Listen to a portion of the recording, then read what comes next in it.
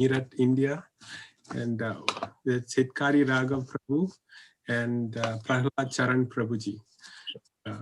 So Hitkari Raghav Prabhuji, I know for years because he was in Memphis, Tennessee, and he recently moved back to India.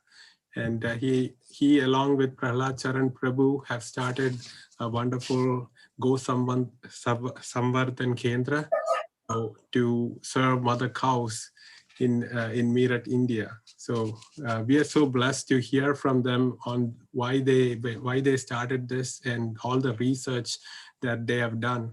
And Prahlad Charan Prabhu, who is leading this there, he is professionally an engineer. He finished his chemical engineering from BITS Pilani. You know, it's a premier institute in India. And then for his work, he was in Mumbai and he came in touch with devotees. And he became a full-time devotee in Chowpatty Temple. And now he's back in Meerut. And his service he has taken up very seriously is to serve mother cow. And he is being in a very technical background. He has done a lot of research. And I was fortunate to be in one of his sessions, and I was amazed at the amount of research he did and the process he feels would benefit society. And his impetus to do this is to enlighten all of us, devotees and non-devotees, on the blessings of mother cow. And it is amazing the progress he has made, and he will tell us today.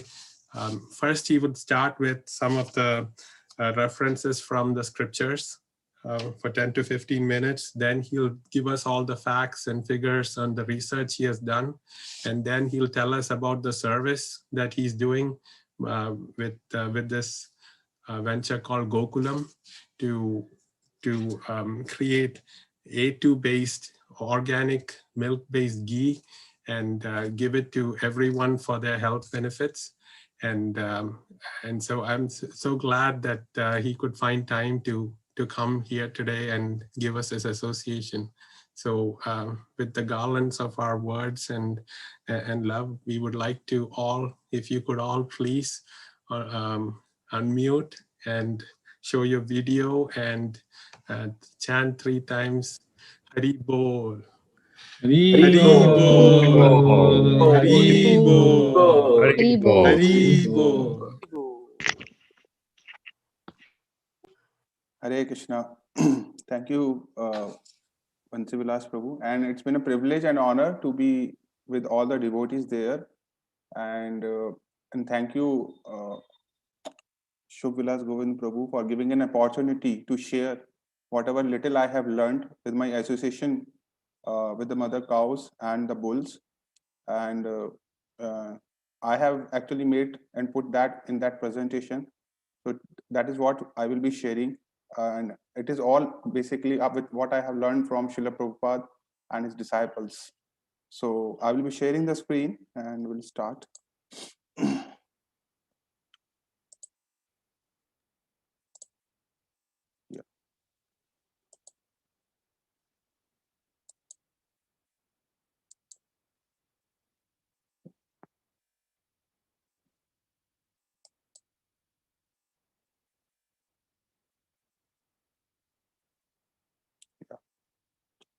So the topic which has given to me is the mother cow and her blessings. So I will be briefly explaining that what will be the objective of my whole presentation. The objective of the whole presentation is basically to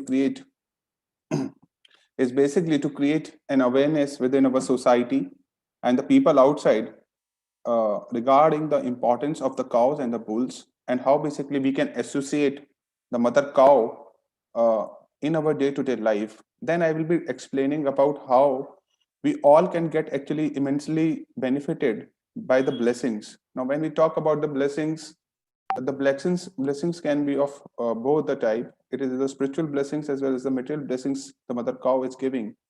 And we will be explaining, I will be talking more about the blessings which are coming in the form of the cow products through which we can get benefited by using those products in a day-to-day life. Especially, I will be talking about one product in this whole presentation, and that is ghee. Ghee is referred as Ghritham in our scriptures, and it is referred to be Amrit, or the nectar on this earth. So in this whole presentation, I will be talking about that one product.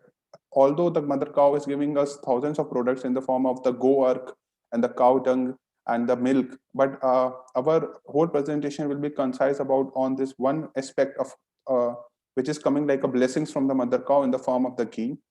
And I will be briefly covering what initiatives I have taken in my area of domain regarding the protection of mother cow and the development of the generation, next generation from I am the area where I am working on. It is connected to the Varnashram system.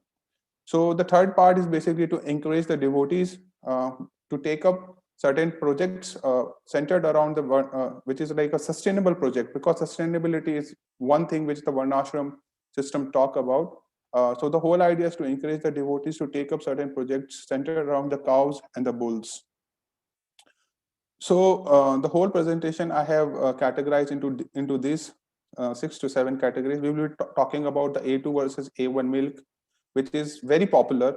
Before that, I will be talking about the different spiritual perspective coming from the scriptures, which Prabhupada has talked about, Bhagavatam has talked about. We will be talking about this A2 versus A1 milk. We will be talking about which ghee is the purest of the ghee, which the scriptures talk about, how we can check the quality, and what are its properties. Then I will be talking about that what propaganda this modern science and the modern media has propagated, and what are actually the facts. Then I will be explaining how basically you can use the blessing of this mother cow in our day-to-day life. And in the end, I will be talking about the lotus model, which basically will be explaining how we are working on the sustainability. So this is one prayer which we chant every day, I think, and it in our pranati mantra or whenever we offer prashadam also. This prayer is actually talks about that how the mother cow is so dear to Lord Kṛṣṇa, and the brahmanas are so dear to the to Kṛṣṇa, and the prosperity of any society is very much dependent upon these two, like the cow and the brahmana. And in the Kali Yuga, if you see, the condition of both the brahmana and the cows are miserable. So it is said when the Kali Yuga is going to come, the cows are the first living entity who was able to see that Kali Yuga is coming, and they were crying and weeping very, very miserably, because they know that what state of condition they are going to be in Kali Yuga. So it is very important for us to realize that how basically the mother cow, we can actually, as a devotee, as a society, how we basically can be protected. The one aspect which I have come across is the sustainability. Sustainability basically talks about basically you make the mother cow important for all the people outside. So because today's world is the world of consumerism. So when people started realizing that, okay, through this person, actually we can get some benefit, then then we'll be very interested to keep mother cows or to protect mother cow. And that can only be learned when we propagate and actually make their products very popular. So sustainability is one thing actually where we need to work on. This is basically I have taken from Chaitanya Charitamrita, where the Prabhupada is writing that cows are the most important animal because they produce the miracle food milk. Okay, and from that milk you can produce thousands of preparations. So in India, it is said that in India, nobody used to, even at a home, you don't have anything to a guest.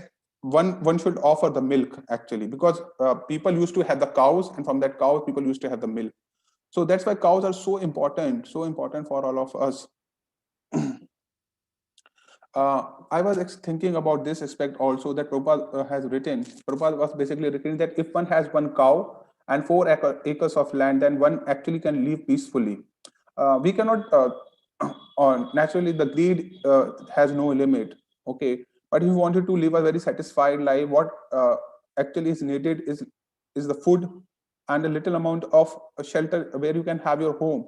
So that's what Prabhupada is telling, that if you have 4 acres of land, through the bull you can do the farming and you can grow your own food, and through the mother cow you can have the milk So all your economical problems will be solved. So that is one aspect basically where we need to work on, and we need to show people that how basically during this economic crisis, this can be an alternative solution.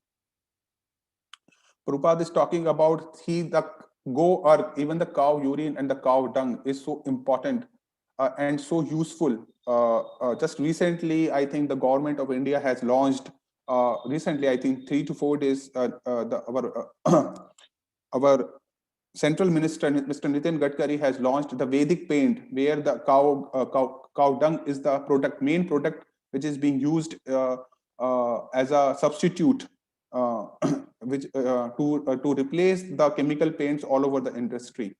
So now you think about the paint industry. Paint industry is such a billion dollar industry. But if we can substitute that with the Vedic paint, which has the main ingredient as cow dung, people are what you say, encouraged to keep the cows. People are encouraged to keep the cows because they will find that the cow is very profitable. So that is one aspect actually which will be talking about in this presentation, that sustainability is one aspect that we have to really work on when it comes to the mother cow, when we wanted to actually protect mother cow.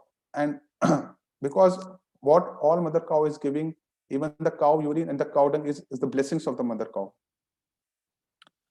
Here basically Prabhupada is writing that in one of the purport where Chaitanya Mahaprabhu is telling that in my previous birth I was a cowherd man. I was born in the family of a family which used to, where I used to protect the cows and where I used to roam with the calves. So that's because of that pious deeds. In this birth I have been born as a Brahmana. So that's the word of Lord Chaitanya Mahaprabhu, where he himself is telling that what are the pious credits and the spiritual credits one can actually earn just by being with mother cow and by serving her. So that is basically what we all need to learn.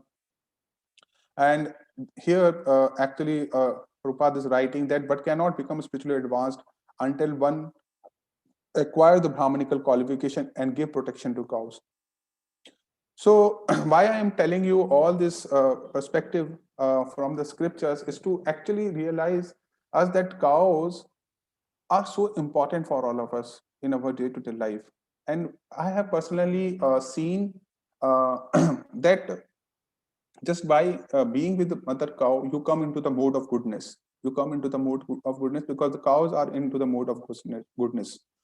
And it is very important for all of us to have the milk of mother cow, which is actually the blessings. But the most important factor today, which I will be talking about, the one aspect is the ghee. So I was reading that in one of the purport of Prabhupada in the Bhagavatam, where basically he has referred the ghee as the food of God. Okay, so this is the tagline which I have taken from the Bhagavatam, and this is, you can see the picture. I have actually, Prabhupada there write that Kṛṣṇa used to like ghee so much. Kṛṣṇa used to like butter so much, and he used to share it with his friends. He used to have it his meal. But this one thing is so much missing in our day-to-day life. And so what we will be focusing today is about this one product which is coming from the mother cow, and that is actually the blessings which we all can have. So let's talk about the ghee or the Ghritham, which is mentioned in Bhagavatam. Okay, so ghee, when we talk about the ghee, it is the Desi Bilona ghee, which is mentioned in the scriptures. And ghee is referred, the Sanskrit word of ghee is referred as Ghritham or Amrtham. Somewhere it is also mentioned as Amrtham. So, but when you talk about the ghee and the, when it is Amrit to your body, from which cow you should be taking it is what we will be discussing in our presentation. So what I will be covering about this ghee, I will be covering that what is the source which you should be thinking about when you take about the this product called ghee. What is the process one needs to have and think about while taking the ghee? What are the price which you should be thinking about, and what are the different prices which are available in the market, and what are the enormous health benefits from one can derive in the terms of blessings of mother cow just by consuming the nectar ghee coming from her. Okay, so the whole next a couple of slides is centered around these four things: source, process, price, and health benefits. When you talk about the source of mother cow, the source of the ghee is primarily dependent upon the two things. The one is the cow, and the other one is the quality of the milk. So let's see. So this is one of the very important picture you can see in Indian books of spirituality, mainly many other books, especially the Go Vigyan book, if you read about, which talk about that 33 33 crore demigods resides in mother cow. And if you talk about this portion specifically, so there is one of the demigod called Amrita Sanskara, is the name of that demigod which resides in this region. Basically means that whatever comes out from this region, from the udder of this cow, is referred to as the Amrit, is referred to as the Amrtham. So that demigod resides here. So let's see basically that what are the speciality of the Bos Indicus breeds, or the breeds which are mentioned in our scriptures. So this is one of the slide which talk about the different breeds which are today the scientists have modified according to their own need, as compared to the breeds which were mentioned in the scriptures. So the scriptures have very wonderfully explained about the different characteristics that a cow should have in order to have the milk as Amrit. The first thing the scriptures talk about, that the cow should have the hump, because this hump is so very important, because it is the Surya Ketu Nadi through which the cow absorbs the rays, the cosmic rays of the sun, and puts a substance called carotene, which is a modern name of a substance which imparts yellow color to the milk. So this carotene is so very important to what you say, to enhance the immunity and many other things. On the other hand, the exotic breeds or the genetically modified breeds by the scientists have no hump today, and basically they don't have the flap. So this flap is basically a heat resisting characteristic in the cow, which is mentioned in the scriptures. Why I'm telling you all these characteristics? Because the milk of this cow is only what is referred to as the Amritam. Again, the idea is not to differentiate among the cows, but it's to educate ourselves that that what sort of milk or what sort of ghee is basically referred to as Amritam. When it comes to the protection, we should be protecting every breed, every creature in this world. But when it comes to consuming the things as a devotee or as a person outside also, we should be very careful of what we are consuming. So these are some of the exotic breeds, and these are some of the Indian breeds. So it is said that when India got independence, there were around 100 breeds, but almost, because we have not taken care, 60 to 65% of the breeds have been extinct. There are many pagan breeds which are very native to the culture outside there, into the Europe as well, even to the US also. But what has happened over a period of time, the scientists have genetically modified these breeds. For example, today, when you talk about the Jersey is basically has to a great extent been genetically modified. What these scientists have done, they have artificially inseminated the semen of the pig into the womb of mother cow, and through that they have developed a breed called Jersey. And when they have injected the semen of the horse, a breed which has been developed is referred to as Holstein Friesian. So the point is that a lot of modification is being done by this modern scientist. On the contrary, there are native breeds or the pagan breeds which are available even in this variety also, which gives us A2 milk, or the milk which is beneficial for health. So when it comes to the protection, yes, we don't differentiate among the cows. But when it comes to the consumption, there has to be a demarcation or awareness, which I am not telling, but it's in the propaganda happening all over the Europe. Why I'm basically telling about about the breeds and everything, because milk is what is coming from the cow, and through that milk actually what we are getting is the Ghritham.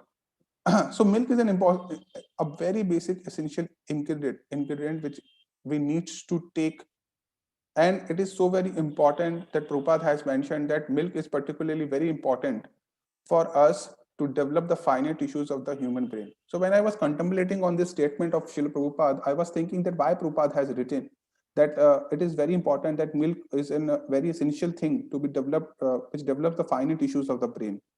So then I started researching about it. So I find out, if you talk about all the species which are available in this world, the calf of the cow, which is mentioned in the scriptures, okay, is the only species which, as soon as it is born, it gets up and started licking the mother. No other creature in this planet, it doesn't get up as soon as it is born. It takes time. Even the buffalo or the other, it takes half an hour to actually come to the consciousness. But the only when you talk about the cow, the cow's calf is the only creature which gets up. So that is the power. That is the power which the desi cows has, and its milk has. The other thing, the second aspect I came across is that you have 100 buffaloes or you have 100 Jersey cows. The calf of Jersey cow or the buffalo cows, any calf can go and have the milk with any other calf. But when it comes to the cows which are mentioned in our scriptures, okay, the calf of the mother will exactly go to her mother and will have the milk from his or her mother only. Okay, it is not. So that is what is makes the intelligence of the person so sharp who is going to consume this milk, because that is what is the viveka, that is the development of the viveka a person will have when he started having the milk. So that's why this Prabhupada has written that the finer tissues will develop. From where that viveka is coming, because the milk which the calf is drinking of the cow, from that it is coming, that he is able to differentiate that this is my mother, this is not the mother. Otherwise, any other species they will have, and they will go and have the milk from any other buffalo or any other species. So here you can see basically that even Lord Krishna used to milk the cow, and so this idea that now, because many people do talk about going that we should not have the milk, we should we should not have the milk. Actually, the milk was only for the calf. So I have even researched about it also. So in our scriptures, there is a procedure called dohan, where the scriptures very specifically tell that the two udders is for the calf and the two udders is for the human. So you can always have the milk. So this idea that we should not be having the milk is actually not very appreciated by Srila Prabhupada, and he always tells that now you should have ample amount of milk. We should make thousands of preparations from the milk of mother cow, but at the same time you should be doing it very ethically, not starving the calf, taking proper care of the cow. So after this, going to talk about the A1 and the A2 milk, which is very popular concept in the Western world. And I will be briefly explaining you about what is this A1 and the A2 milk is all about. So there has been a research done in 2007, and one of the scientists of the New Zealand has come across and has written a book. It is available even in the internet. The name of that book is Devil in the Milk. Devil in the Milk, and it talks about that how basically by consuming the milk, you can have a lot of diseases, and that's how they have come across these two categories as A1 milk and the A2 milk. So when I started researching about it, devotees can actually see it. A lot of information is available on the YouTube and even on the internet. But I will be briefly explaining that what is this A1 milk and the A2 milk. So if you see the composition of the milk, 83% to 86%, 5% is water, and the other 13 to 15% is casein, or the casein protein in the milk. Now this casein protein is divided into two: the alpha casein and the beta casein. Now, basically, if you talk about the protein has the amino chain of the amino acids. Okay, so the chain of that amino acid is in length, it's 209 in number. Now, what has happened with the genetically modified breeds or breeds with the foreign land? The 68 link of that chain of the amino acid chain to the breeds which has been exotic or been genetically modified, there is a substance. The 68th link of that chain of whole amino acid has a link where it has that link has a protein called histidine in those cows which are exotically modified. Okay, and they releases a substance called beta casomorphin. Basically, this substance BCM7 is a substance which is basically intoxicant and causes a lot of diseases. So scientists has basically referred this type of milk as A1 milk, which basically releases a substance called BCM7. And they have said that basically by consuming this milk over a prolonged period of time, one can have a disease like autism. Autism basically a disease where a neurological or your own nervous system goes against you. Then you can have a lot of your bad cholesterol will be is going to be very high. Then a lot of diseases like diabetes and schizophrenia are going to happen to you. So all these things are documented, research is being done, and many of the European countries are on the verge where they are banning the A1 milk now. On the contrary, the scientists have found out that those cows which gives A2 milk can be consumed and is very good because the 68 link contains a protein called proline, and it is very easily digested by the body. And it also contains many other nutritive value like the cerebroside or the strontium, which fights the immunity. So the overall concept is that the A2 milk is what is beneficial for our health, and the A1 milk is what we should be avoiding. Uh, Again, the A2 milk when we talk about the A2 milk is A2 milk is what is the Western concept. But what our scriptures have defined is much more than the A2 milk. So the cows which are mentioned in the scriptures, if you drink the milk of those cows, it is much more than what is being told as A2 milk. So having said that, that first of all we have to define the purity of the cow. The second thing is we have to differentiate that what is A1 milk and the A2 milk. This is the next slide which I'm going to talk about. It talks about because what has happened in this day of technology, many of the milk which is coming in our home is being pasteurized milk. But I have seen a lot of startups has been taken where they are providing the milk by not as raw. Okay, so this is one of the misnomers being spread in the society that you should have the pasteurized milk. But these are the the compromises one needs will be having if it will have even the pasteurized milk, even it is A2 also. All these factors is going to reduce considerably during this process of pasteurization. So pasteurization is a process basically which is done by the dairy technology people to increase the shelf life of the milk. Basically what happens in this technology, the milk is boiled at a very high temperature and is cooled very instantly. Why it is done? To increase the shelf life. So the milk which is coming into our home are basically 3 days old or 2 days old. On the contrary, nowadays, because a lot of awareness being done in from the consumer part, people are realizing that we should have the raw milk that can be actually preserved by the chilling technology, where you can have your milk from 4 to 7 degrees Celsius.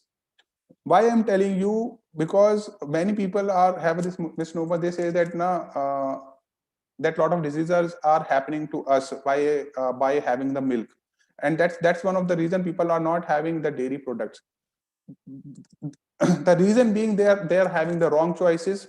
The wrong choices that they are not having the A2 milk, and they are not taking the milk from the right source or the right cow, and that's one of the reason that they are having a lot of disease. And then they started criticizing the cow. So as awareness, we need to understand that when we talk about the consumption, we have to talk about these factors.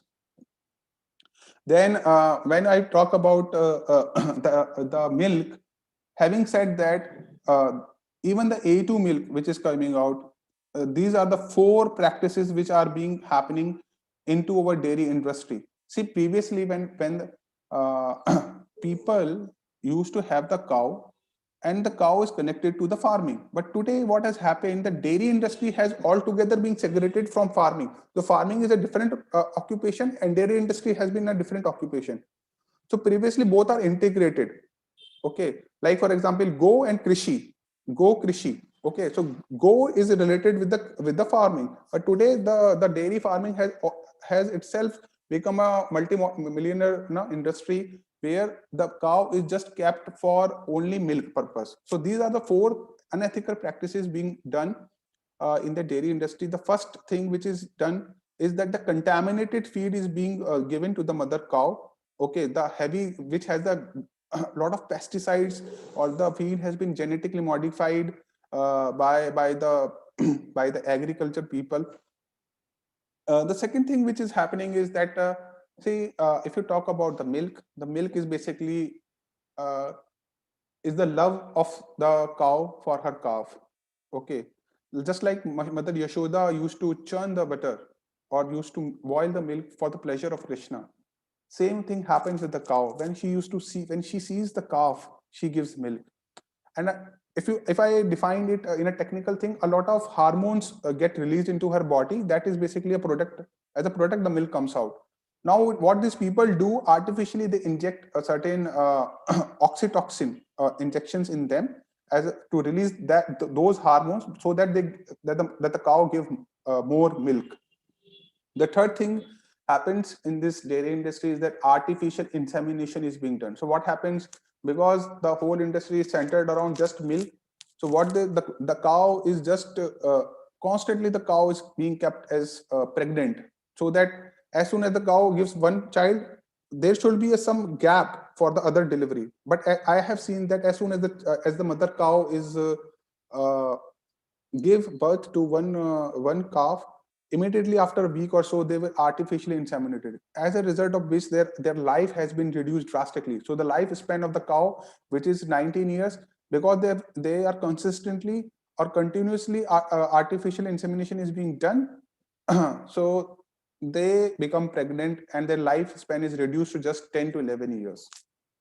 And this artificial insemination is just a very artificial thing, because there is, see, I was reading in one of the scriptures which is written by one saintly person regarding the cow only, and he has written a very wonderful line in that.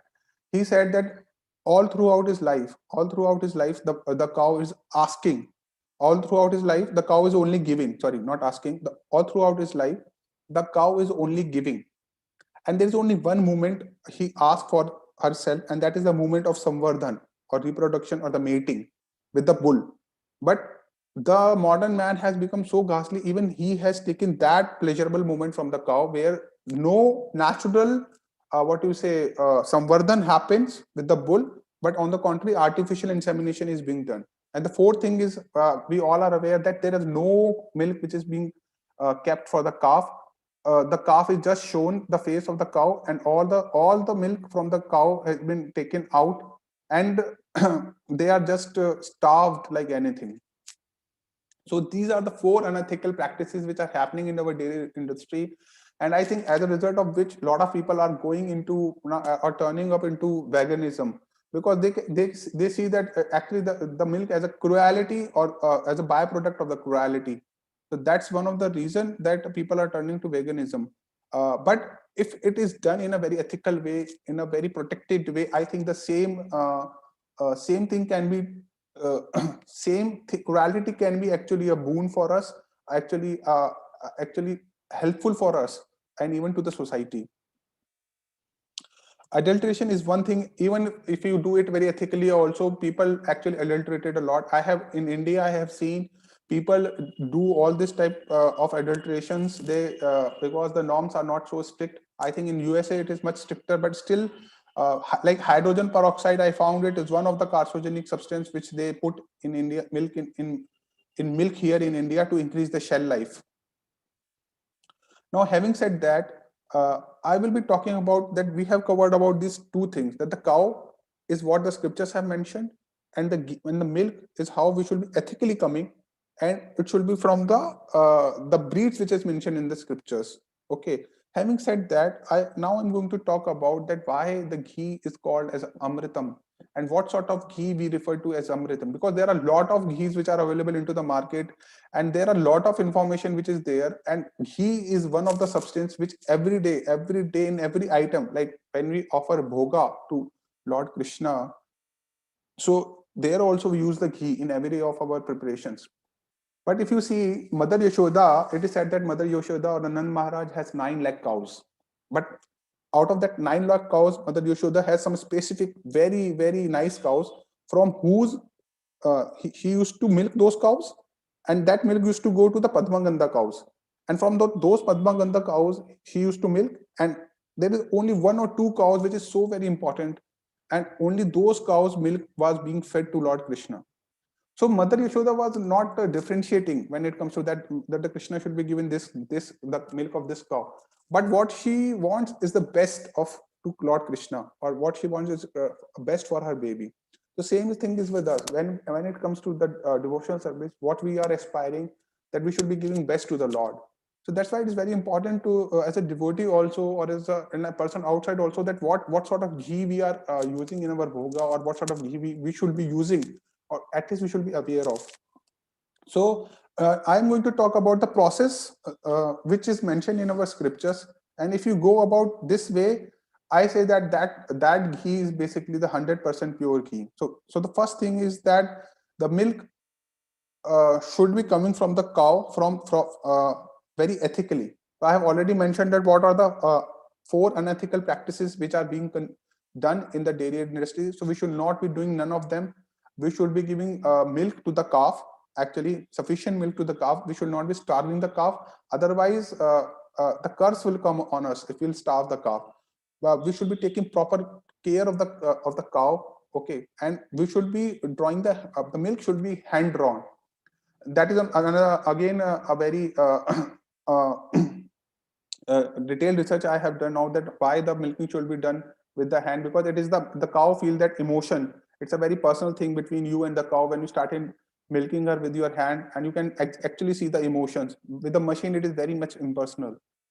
The second thing which you need to do is to heat the milk and then set it to the curd. Now, when you set the milk to the curd, all this process needs to happen in the moonlight, because in the Bhagavad Gita it is said the moon releases certain sort of what you say juices in that, which make its which increases the medicinal property. So setting the curds needs to be done overnight, not in the morning. The third thing is a very important aspect and very much misunderstood by the people outside. And so after the sat is curd, after you set the curd, the next day in the morning, what you need to do is the manthan. Okay, like the mother Yashoda used to do, is like to churn the wooden curd, or the curd in the wooden ravaiya. Now this rotation has to be clockwise and anti-clockwise. Okay, then it is referred to as manthan. Otherwise, it is Ghṛṣṇa. Ghṛṣṇa means the nutritive value of the curd is going to be compensated. Okay, because what happened when the agitator will revolve at very high speed and only in a unidirectional way, the micronutrients die. So the prana shakti of the curd will not come. So when you do the manthan over a period of time, what comes out as a product is the makhan, not the makhan which they are telling, like the Amul and every, no, that is not makhan.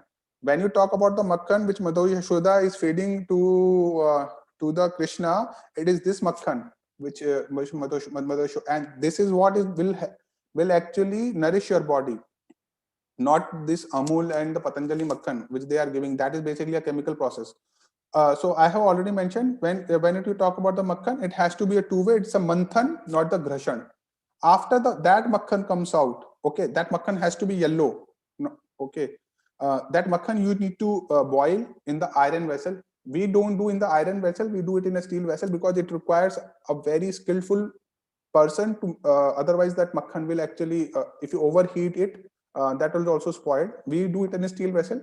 And the final thing, that's how, if you do it, then the product which comes out is what is referred in our scriptures as Ghritham or Amrtham. Okay, and that is what is beneficial of our body, and that is what is the blessings of mother cow to us. So if you consume this sort of ghee, I tell you, it is going to increase our ayu. It is going to increase our viveka. It is going to increase our spiritual intelligence to understand the Guhyam concepts of about the spirituality. It motivates us to do services, because actually that is what is actually the mother cow is giving to us.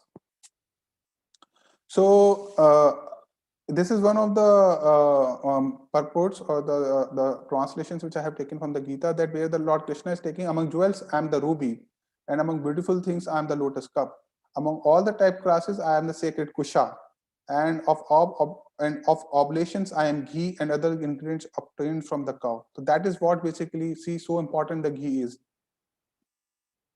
Now how basically one can find out what are the different, I'm going to talk about what are the different market adopted process of ghee. So basically, the mixing is being done either of the coconut oil or the vegetable hydrogenated oil. So the ghee which is available, I'm telling you, the 90% of the ghee has this mixing, the coconut oil mixing or the vegetable oil mixing. Or the other mixing which they do is either they take the buffalo milk or they do the coloring and say that this is the pure cow ghee. And this is what the 80 to 85% of the people are doing. They are having, this is a modern technology where basically what they are doing the homogenization of the milk. So what they do, they have a machine called separator where the milk goes. So basically the fat of the milk is being drawn from the milk, and what is left as the skimmed milk or the toned milk.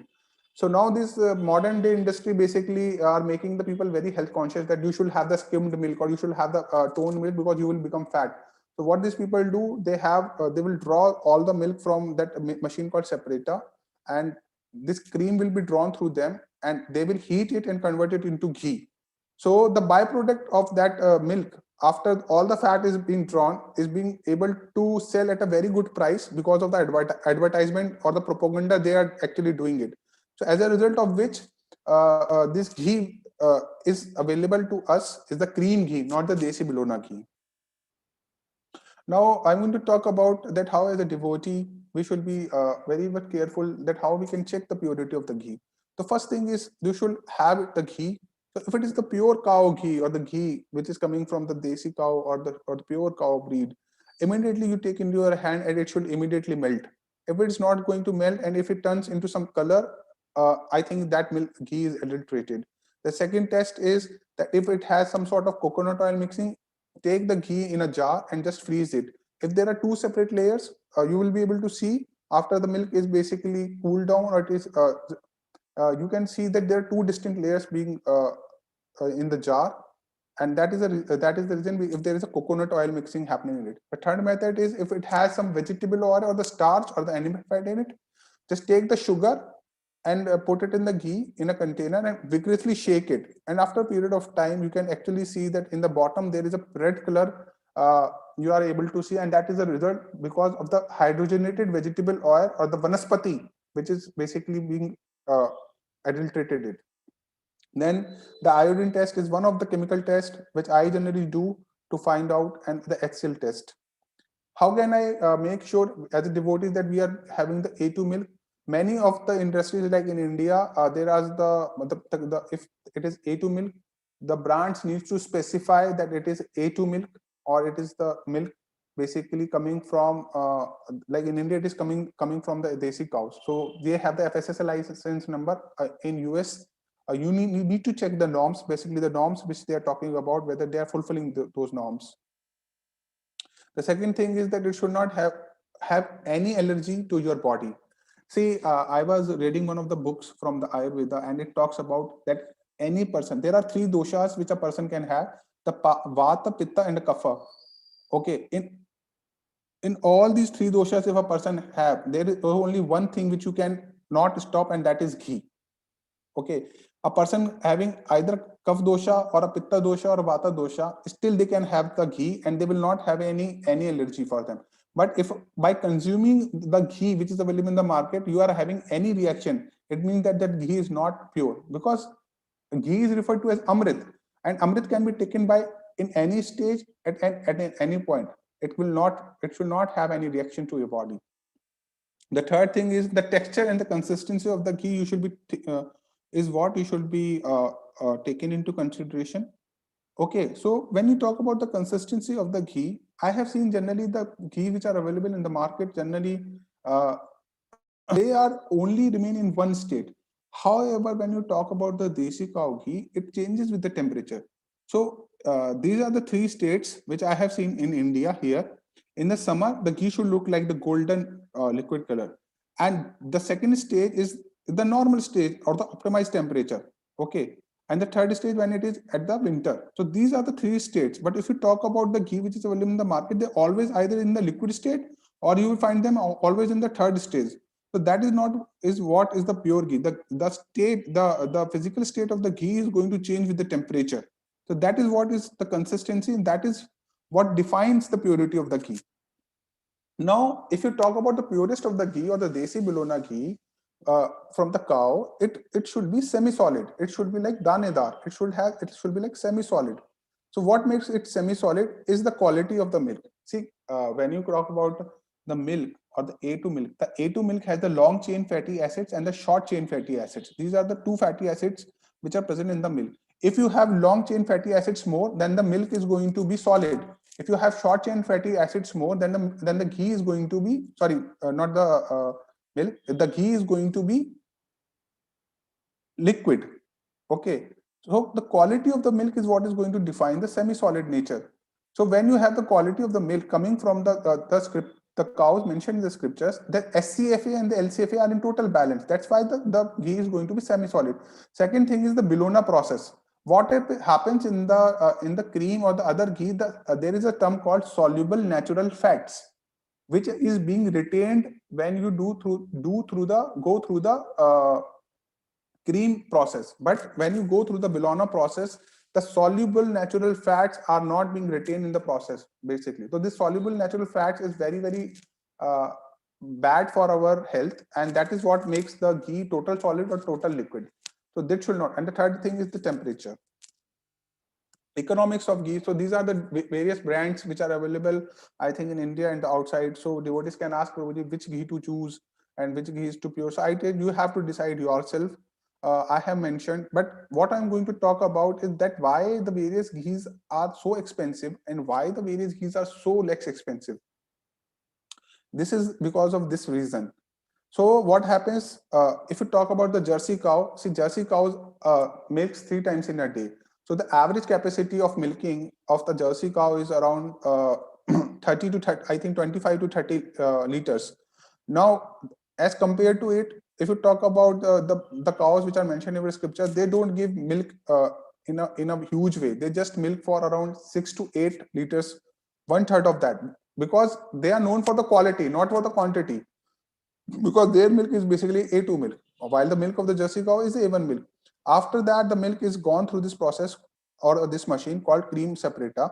The cream is separated differently, and what comes out is the skimmed milk. Now, because of this advertising industry, the skimmed milk is sold at a rate of 35 to 40 or at a good prices in the consumer market. And from this cream, they make this ghee.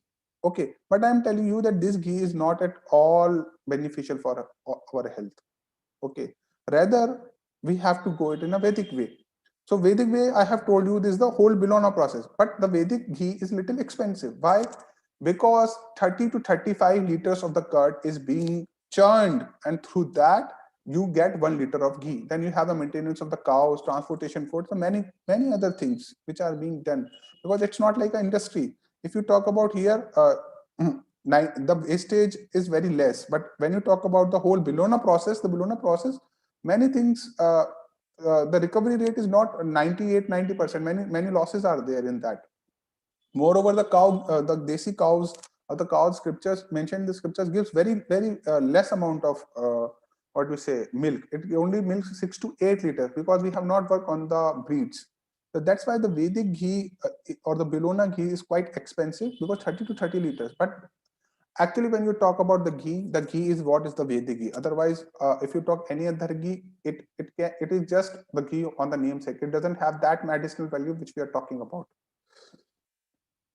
So I have done the analysis of all the ghees which are there in the marketed, and have done the research on that. So Bologna ghee properties, if you talk about, it has especially these are the properties which the Bologna ghee is. I'm going to discuss for just few of them, because I'm going to wind it up and open it for the question and answer.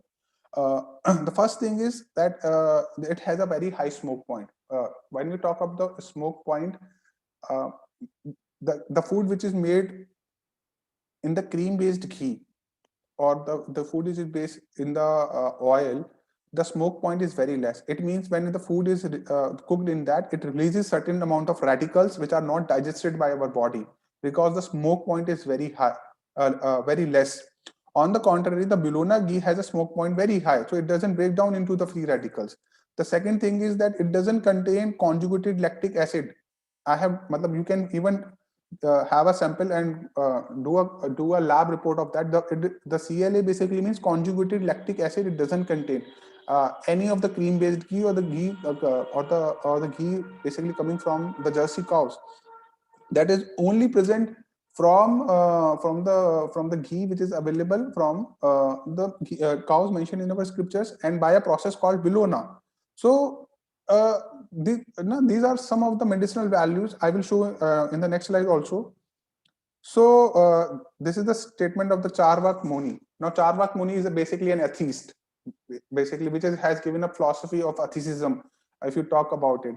But to that Charvak Muni, who has given the philosophy of atheism, he is actually telling that even if you have to borrow the money and eat ghee, no matter how much you have to take it, because that is what is basically help you not visiting a doctor, or it is going to help you increasing your lifespan. So even the greatest of the atheists of India actually confirm that at least we should have pure ghee. Now I'm going to talk about what are the different myths and facts basically which has. So first of all, this modern scientist and modern media is basically telling, oh my God, that if I'll take ghee, I'll become so much fat. So this is one of the misnomer generally the ladies have, and even now the males have, not to be a gender specific. People have this misnomer that now if I consume this much milk or calories, I will become fat. But actually, it's not true, because if you see, the ghee is a short chain fatty acids and is lipolytic. Lipolytic is a process through which basically it helps us basically burning down or breaking down the fat cell. Why it happens? Because of the conjugated lactic acid present in it, CLA present in it, which helps us to basically break down the fat. So through this lipolytic process, basically the fat cells are being reduced. Now again, the excess of everything is always bad. Now you cannot say now you cannot say, Prabhuji, if I will eat 3 or 5, 6 or 7 spoons of ghee every day and still I'll become I will not become fat. No, but if you take the desi cow ghee in a regular quantity, I am telling you, your weight is going to increase. Weight is not going to increase. The weight is going to be in balance only. Okay, because it doesn't increases the weight. The second misnomer is that people say that the ghee increases the cholesterol. Yes, ghee increases the cholesterol provided you take it from wrong source or from the wrong person who has not made it in a proper way. But if you take it the desi Bilona ghee, it always reduces the cholesterol. I have a few of my people or the devotees here. One of the devotees there, whose father has a heart attack just recently, and the doctor has said no.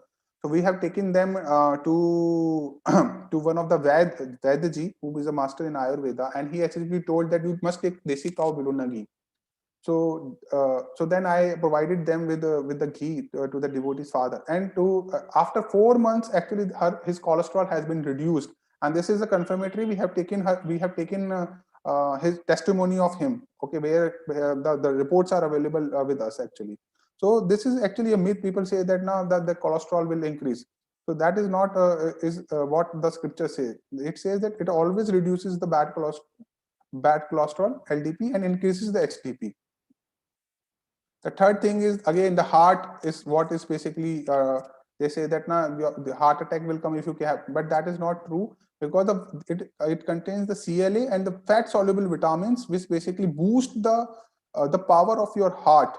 Okay, so my grandfather or our grandfathers never I have seen my grandfather, because I come from a Marwadi traditional family. I have seen my grandfather, his food used to be cooked in ghee only. He never consumed oil in his entire life, and he never ever had a single heart attack.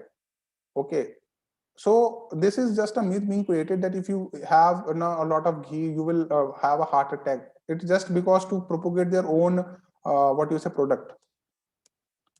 The fourth thing is that ghee has many benefits, and especially as a devotee, the next generation which is going to come, there are two things which are very important for them. They have a healthy body, and they should have a very spiritual mind, or very sharp mind as a devotee kids, and that is what this ghee can give us. And when they will have this, then they will actually realize that it is the blessings This is the blessing of the mother cow.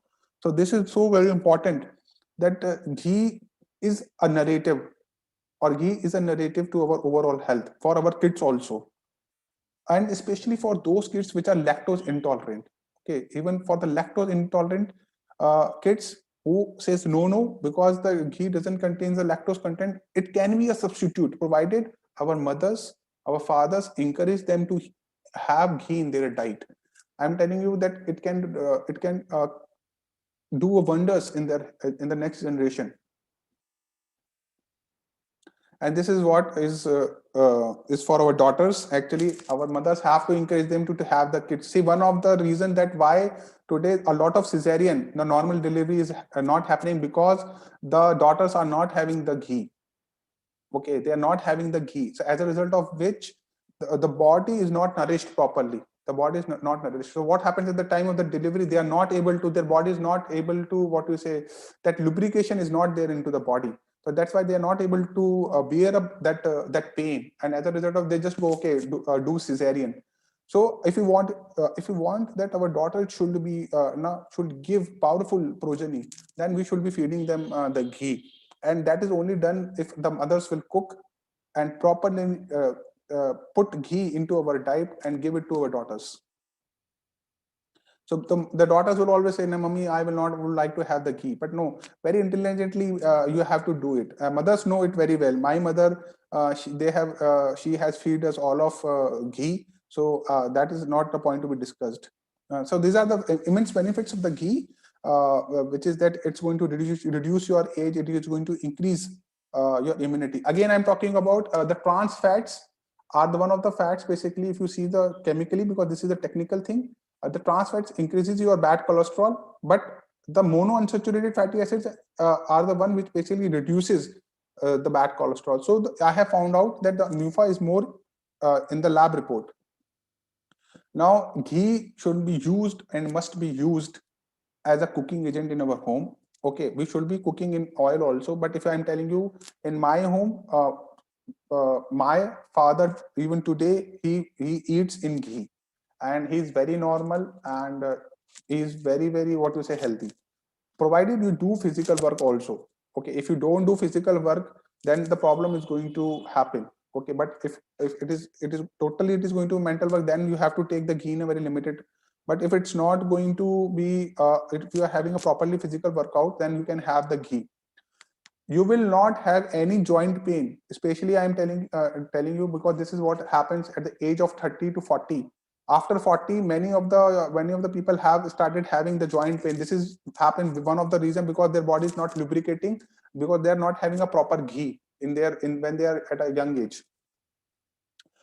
This is one thing which I have seen in the scriptures. It is called exiler in the milk, and this is basically will do. It's called a miracle food.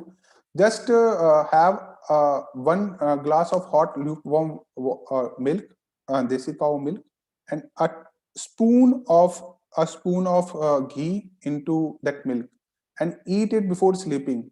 This is called Amrtham in our Shastra. Why it is called as Amrit in our Shastra? Why, I will tell you. It will boost your digestion like anything. My father, he just recently, he has gone to a knee surgery. I have started giving this thing to him in the night, and to my amazement, a lot of recovery and lot of relief he is having his joint pain. So especially for the elderly Vaishnavas who are having a joint pain, or because the Vata dosh is very prominent in their body, they must have this exiler in milk, where they should have 1 teaspoon of ghee and the milk in the night. Other thing it will happen, it will increase the stamina. But the amazing thing, especially to the kids, or to the people who are working in the corporates, and they will have a very sound sleep. They will have a very sound sleep, because the whole day we are working here and there. But if you have this, you'll have a very sound sleep, peaceful sleep, and next day you can have a very freshful morning program. See, why I'm telling you all these things, why it's very important to discuss this all things, because all these things is very important, because until unless you started consuming these products in our day-to-day life, we will not be able to perceive the blessings of the cows. We will not be able to feel that connection with the mother cow, that how basically the cow is giving that particular thing as a blessing to us. Okay, so this is ghee and the skin. If the kids have the problem with them, and you can use the ghee, massage them in the night, and actually just sleep. All these things I am telling you, I have personally done it on my sister also. So she has only told me that it's actually has given her a lot of improvement. So so anyway, why I'm telling you, because people spend so much on the doctors or to the outside, but when we have something which is coming as a blessing from the mother cow, then why we should not use it? So many things again is important as far as skin is concerned. I'm not going to talk. Then ghee, you can be used whatever the you are using as a, you can just mix the ghee in that and use it. So that can be a substitute. Just massage it, whatever the your hair oil you are using, just scalp it for 15 minutes and left it for 30 minutes, and then you can wash it. It can do actually miracles in your hairs. And nasya is one of the therapy which the devotees can use. The pure cow ghee, they can have 2 drops before sleeping. They can have it if they are having a lot of migraine pain. Okay, especially for those people who sits in front of the computer for almost 6 to 7 to 8 hours, they can have it. It's very beneficial for them. This is again like omega 3, 6, and 9 are the things which are only found in the desi cow ghee. It is not found in any other cows. Okay, so and only in the Bilona process. So this is what makes it very different from the other ghees. I'm not going to talk about much that these are the immense benefits which derives from the desi cow Bilona ghee. Now, what we are working on, I will, having covered that, I'm going to talk about that ghee is the thing which is basically gives us the immense benefit. But this is what we are working on, and as a devotees, the third aspect, that how the devotees should be encouraged to take up projects which are centered around Varnashrama. This is what I have been doing. So the first aspect which I have doing is to provide the society and to the devotee community the free cow products, like in terms of the cow urine, adulteration free cow products, which we have taken initiative to provide to the society in terms of the milk products which we are giving. The second thing which we are doing, I had a belief that we cannot keep the cows with yourself, uh, all the cows with you. So what you need to do, you need to encourage the farmer to keep the cows with themselves. Okay, and through them, you just need to connect them to the urban market. You, no matter how much you will say, until and unless you will make the cow profitable to the farmer, they are not going to keep the cows. So you cannot keep all the cows with yourself. So this idea of having the goshalas and protecting the cow is not a very sustainable idea. The best idea is that you encourage the farmers. And how you are going to encourage the farmers, you have to create a model through which the farmers can be linked, and their product can go to the consumer. That's how basically. So we have around 5 to 10 farmers connected with us, and we are taking the milk from those farmers and providing it to our customers, and we are encouraging them to keep the desi cows, which gives the A2 milk, and that is what we are doing.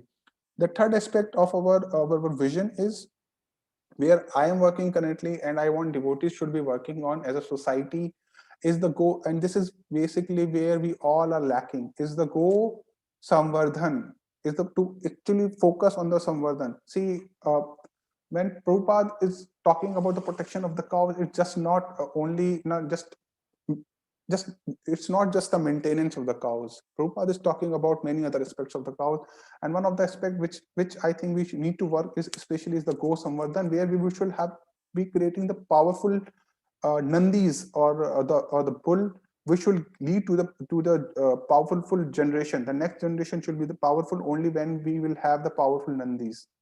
I was reading in a scripture, and it was written that it is the semen of the father which decides the next generation. It is the semen of the father. Now, what has happened? The bulls are not properly being taken care of, and as a result of it, the next generation which are coming is very weak generation. Even the calf, even the she calf, the milk yield is very less. If we talk about in terms of economic point of view also.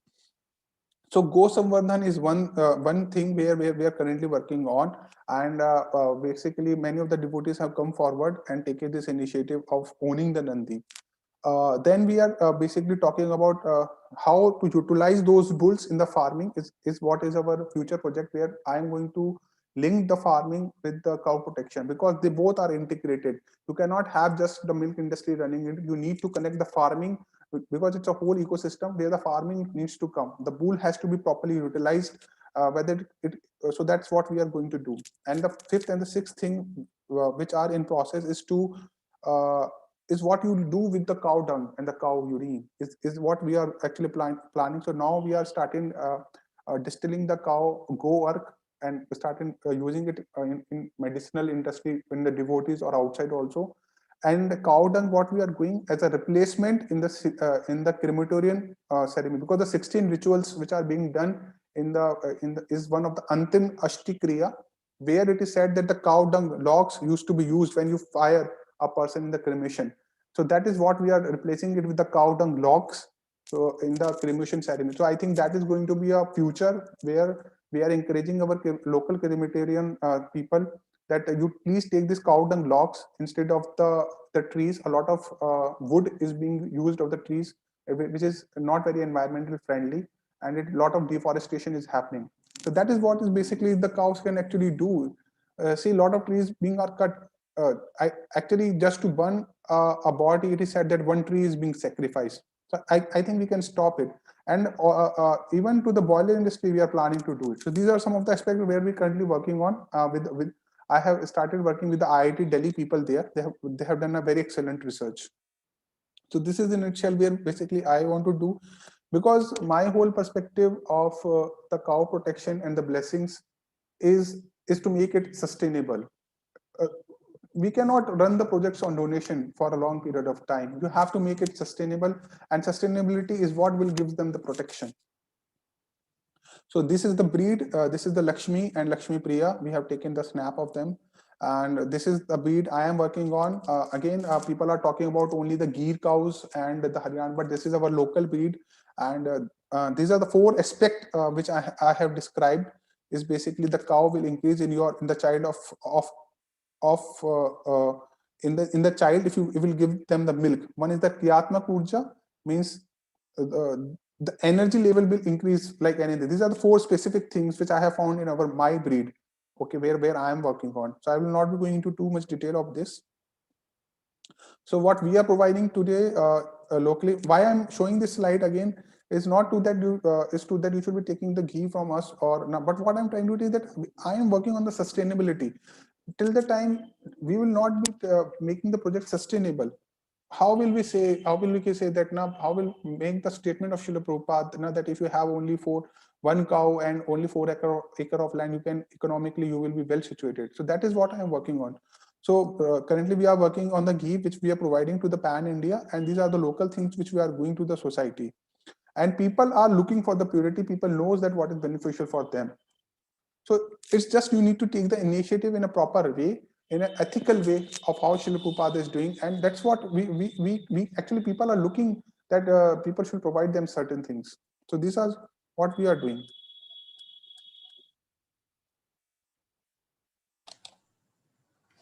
Thank you, Prabhuji. Oh, sorry. Go ahead. Yeah, I think it's over, Prabhu. Yeah. Yeah. So thank you so much So for Prabhuji, so much information you gave us. This is nice to see a devotee taking such initiative and seeking the protection of mother cow. I remember you told me that we are not protecting cow, but cow is protecting us. So that really gives a perspective. If we serve mother cow, she would protect us so well. Just like if we take shelter of Harinam, it'll protect us. So thank you so much, Prabhuji. So much research you have done, and so wonderful project this is. And thank you for really enlightening us today. If there are any questions, or if Shibulas Prabhuji would like to say something. Thank you, Prabhuji. Thank you, His Grace Prahlad Charan Prabhu. You really have done a lot of investigation and research, and you're using your educational backgrounds, and there was so much to learn today and understand the right versus wrong and good versus not so good. So Prabhupada must be so pleased with your sincere efforts on this on this one of the most important services of cow protection. So I'm sure there's a lot for everyone to kind of understand and absorb. There's a lot of information in here. I think, but the next step certainly lies a question, especially about 80% of the audience hearing or joining is in the West. So, so what is the next step kind of for them who are in the Western countries? So what do you would like to say on that, Prabhu? Actually, my idea is that regarding that, like if the devotees can, like if they can, because already there are a lot of initiatives being taken by the devotees here in India. At least I can say, but if devotees can start something like that, and maybe all we need to do is just Prabhuji marketing, because this is one aspect where basically we are missing nowadays, because people do have a demand for the pure cow products. Okay, uh, I think we will be able to have a very sustainable model, and we will, and because sustainability is what will give protection to the mother cow. Okay, because right now what I have researched, that many of our within our ISKCON also, many of the projects are basically, most of them are donation based models. Okay, but if we will have a sustainable project where the cow's products is making available to the society, is what brings sustainability, and uh, people are encouraged to actually keep the cows then. Okay, so I think the devotees have to come this, because this is something uh, they have to feel and they have to take. Because I actually started working it in 2015, and then now 2020 I have uh, I thought, now if I'll not do it now, then I will not be able to do it after I'll be 50.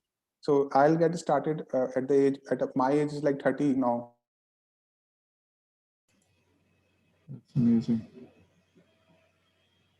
Somehow the audio freezed. Yes. So, Prabhuji, Hikari Raghav Prabhuji, you were mentioning that this ghee can be made available in the US. Do you want to say some words about how we can source this Bellona processed ghee in the US?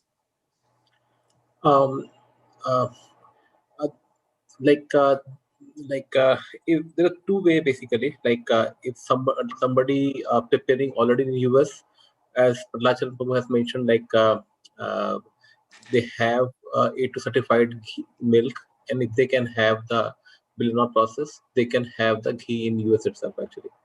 And in case because in India many organizations are basically, including us, preparing the A2 Bellona ghee, and and we basically like provide the facility, so that in case somebody needs the ghee in US, and we can send the ghee to them.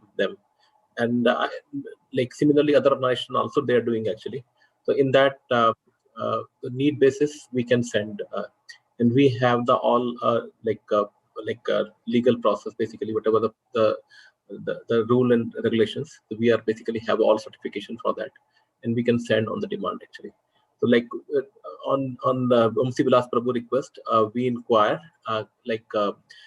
any ship, like, or any person who can ship the ghee to US, and so we found the one person through our devotee network. Basically, he can ship the ghee from India to US with very economical rate actually. So there is yeah, we can, in case some demand is there, we can do that actually. Sure, I think we can connect with Sulas Prabhu and get all the details and the logistics, and then share with the other devotees as well. So, thank you, Prabhu. I think Kashish Mataji has a question, and maybe Sulas Prabhu, if you could let Prahlad Charan Prabhu know to reconnect. Yeah. Yes, Mataji, please ask your question.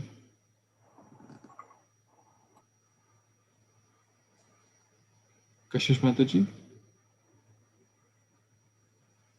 we can't hear you if you're speaking. I think think she had her Prahlad Prabhuji back actually. Yeah. Thank you, Prabhuji, for joining it back. Shishmataji wanted to ask a question, but I guess we'll move on to the next one. If anyone else has a question or any comments. Yes, Prabhuji, I talked to it about, Ghee. We have a Gaushala in Memphis. So we can talk to with that people, about milk production and can do from that ghee because they have a Ghee cow. Yeah, sure, definitely. Yes. So I think Hikari Raghav Prabhu has served in the Goshala in Memphis before he relocated to India. So last time he checked, they were not giving milk yet, Mataji. We don't know for sure if we can get ghee that way. And another aspect of ghee is it doesn't get spoiled. So if it is created in the right way, so that is one good reason to ship it if it is available. If it's available locally, of course, that's the. Yeah, it is said if the ghee is made proper process, the older as the ghee become old, it become more medicinal qualities, and if it's not made the proper processes, after some time it is spoiled actually. So like I have seen some of the Ayurveda something, and they used to apply some 100-year-old or maybe 50-year-old or 20-year-old ghee for that some medicinal processes actually. The older the ghee is good. Yeah. Thank you, Prabhuji. So if I understand correctly, Lacharan Prabhu and Kairaga Prabhu were working here like normal jobs in Memphis area, and then Kṛṣṇa inspired you to go to India and open up this to serve. Can you share like what was your inspiration because it's not easy. Talking is one thing, giving some donation is one nice thing, but taking it full-fledged to one's life and soul is totally at another level. So if you could share how it's really very remarkable and praiseworthy. So thank you. So my inspiration actually comes from from especially from Srila Prabhupada only because I was hearing one of the statement which he has mentioned that 50% of the work is still remaining. I think one ashram is one thing aspect which has always I was always fascinated with, and especially with the cows because I come from a Marwadi family. So this is something we have been grown up here in India. After I did my masters and everything, I think I started doing a lot of research about it because my background is chemical engineering. And then in India, especially, cow is always in politics. Okay, especially when the BJP has come in power, there a lot of beef banning and everything. So this actually also led me to go into much depth that how basically that why the cow is at all important for us. And then people do talk about Srila Prabhupada has also mentioned that now we can have the whole sustainable model centered around the cow and the bull. So then for me, the first thing which comes out because I come from a traditional Marwadi is it beneficial or can we make it a full-fledgedly earning out of that? So I think it is very much can be done from my 4 to 5 months of experience. And I think the devotees must take it up. Even our future generation must take it up because otherwise it will always what is will be showing is just in books only. So what I wanted to show is a live running model where we can see that a person based on the cow and the bull doing everything ethically can also be living like any normal other person who is working outside. All we need is to make that ecosystem. I think that is one of the initiative and one of the thing that inspired me. That is what I have to say. Maybe Karibru can tell more actually about it.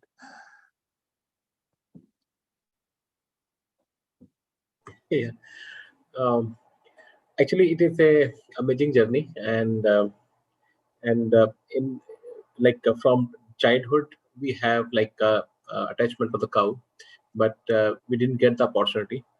in some of the devotee which is very close to me, especially Shamlila Prabhu and Yes, other yes. devotee. So basically, I shared with him. Shamlila Prabhu is a disciple of his own Radhanathswami Maharaj, currently based in Pune, and he's a Kṛṣṇa devotee. And when I'm in August 2020, due to my project completion, I was relocated from Memphis to India. Actually, it's a Kṛṣṇa arrangement. Actually, when I was in Memphis, and Kṛṣṇa gave me a lot of things in Memphis, although ISKCON temple was not there. And it's a Kṛṣṇa arrangement. Although ISKCON temple was not there, I got the wonderful devotee like Vamsi Vilas Prabhu and Rishikesh Janardhan Prabhu, and which inspired us to start a small Bhakti Vriksha. And although it's small community, but we could do a lot of things there. And there we had the desire to have some cows also. So again, Kṛṣṇa miracle. We got accidentally we got one Goshala, which is some 20 miles from our place, and they have more than 150 cows, and those are the Gir cows. And basically, I just went there. Somehow, those people become friendly with us. They allowed me as a volunteer there. So I, especially on the weekend, I try to do some volunteer service there also. And I request them the milk from there, but they say ki, still they could not able to do any commercial thing actually on the cow's milk actually. But it's a wonderful opportunity. And due to when after 3 years my project is over in Memphis, and then I have to relocate to India back. So that time Shamlila Prabhu introduced me to Prahlad Charan Prabhu. And although when I was in Pune, I saw Prahlad Charan Prabhu, but I didn't get a chance to interact with him because there's a huge community in Pune and Bombay. And I just remember the face. Okay, I'd never know like he's the same devotee. And when I land in India and meet the Prahlad Charan Prabhu, it is a miracle how Kṛṣṇa arranged actually. And because we have same vision, especially Gau Seva and child education for basically which I can say the service which I can contribute actually. I cannot say I'm a master in that. I have a lot of knowledge. No, I just have desire to do something actually. So it's through his grace, Shamlila Prabhu, I could able to meet Prahlad Charan Prabhu, and Prahlad Charan Prabhu is doing this service more than 5 or 6 months already, and he has a lot of experience and a lot of knowledge actually. You have seen the way he present the material, and it's not just academic material. He did a lot of research actually, and it's good learning for me also. Many things I know theoretically, and when I start interacting with Prahlad Charan Prabhu, I learn in practical. And due to him, it is a wonderful opportunity for me to learn actually. So yeah, it's all Kṛṣṇa arrangement. And yeah, thank you so much, Prabhu. It's not just because I have seen many places just Goshala. And I was just wondering, like Prabhupada said a lot about Gauseva, and if you have the 1 cow and 4-acre land, that is more than enough, and you can have everything actually. I just wondering why, if cow is so powerful, why the people have the cows in the Gaushala? If you go to the Gaushala, you will not like the way the cows are keeping there actually. It's like very miserable situation there. But when I start and working on it and involving with the Prahlad Charan Prabhu, then I realized yes, Prabhupada whatever said is not just theoretical, it's practical actually. And until unless, because we are living in a consumer world actually, and until and unless if this model is not self-sustainable, it cannot. For example, how many cows you can have, right? For example, we and Prahlad Charan Prabhu working together, we can have 100, 200, 300, 500. I think if we have the 500 cows, I think it's a big ecosystem actually. We cannot have more than 500 cows. Even in case we get some funds or something, we have 1,000 cows. But beyond that, no. If every farmer or every family can have the cows, it can sustain the system actually. And without cow, no spirituality is there. If people are saying if they can do the spirituality without cow, please think again and read at least listen to the Prabhupada lectures. Yeah. Hare Krishna. Thank you so much for sharing your deep insights, and through your example, you're living by it. We're so blessed and grateful to have such great souls and hear your vision, your services, and hopefully get inspired to follow in the footsteps as well. So I encourage and request and beg to all devotees to support Mother Cow and support Mother Cow's products in the right way, obtained from right sources, not just the stamp of Mother Cow. And in this way, to the best of our abilities, we can do, and either through financial way or through also become ambassadors also, because if we all share this information with 10 people, that information will go to 10 more, and more people will get aware, and more people will understand the importance. And especially in this regard, I have actually, my wife taught me this, to not take, because I would say that not to look for the most cheapest product, but to look for the most quality product, because as Prahlad Charan Prabhu explained so nicely that it may be cheap. The normal ghee may be cheap, or normal cow product may be cheap. Normal milk may be cheap, and the good quality obtained from the right source may be a little expensive. But we should always go for the right quality, especially even, and that's how we are supporting and making it self-sustainable, as Prabhuji just mentioned. If no one uses those products or knows because they are a little expensive, then basically it will not lead to a long-term sustainment. So I encourage everyone, request everyone, and of course you'll coordinate with Amsilas Prabhu as well, to as far as possible. There are a lot of wonderful Goshalas, lot of wonderful devotees like Prahlad Charan Prabhu and Utkari Raghav Prabhu working in these areas as their life and soul. So we should all support and use those products and support to the best of our abilities by helping in these areas. Thank you so much. We're so blessed to have you. Thank you so much for giving Thank this you so much, opportunity to Prabhuji. So we'll all chant 3 times to express our gratitude to His Grace Prahlad Charan Prabhu, Utkari Raghav Prabhu, for coming and sharing their knowledge and their exemplary devotion to Mother Cow and the miracle food. So let's chant 3 times. Hari Bol, Hari Bol, Hari Bol, Hari Bol. Hari Bol. Hari Bol. Prabhupada ki jai. Jai. Praise Prahlad Charan Prabhu ki jai. Jai. Praise Utkari Raghav Prabhu ki jai. Jai. Samaveta Gaura Bhaktavinda ki jai. Jai. Thank you so much to all the Vaishnavas as well for connecting. We're so grateful. Vancha kalpatarubhyascha kripa sindhubhya eva cha Titanam pavanebhyo Vaishnavebhyo namo Namo. Hare Krishna. Thank you. Hari Bol.